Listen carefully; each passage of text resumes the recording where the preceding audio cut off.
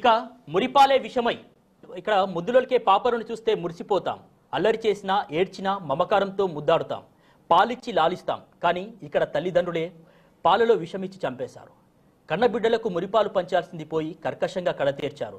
అమ్మ చల్లని చూపు, నాన్న ప్రేమతో ఆనంద డోలికల్లో తేలియాడి ఆ పసిపిల్లలు మనసు రెక్కలు తొడగకముందే, బాల్యం మరవకముందే అర్ధాయుష్తో తామి లోకాన్ని విడతామని క్షణం కూడా అనుకోనుండరు.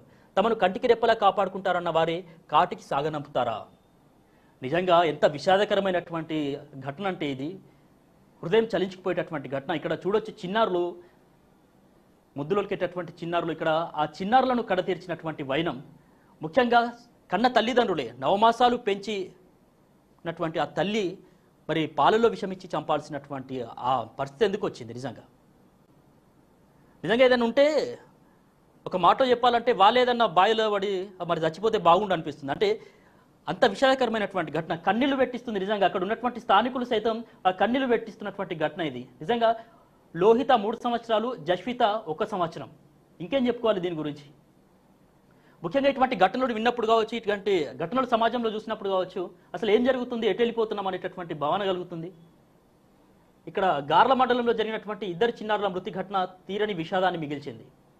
మరి వాళ్ళిద్దరు కూడా పరారిలో ఉన్నారంట. ఇక్కడ పిల్లల తాత వెంకన్న గ్రామంలో కిరాణా దుకాణాన్ని నిర్వహిస్తుంటారట.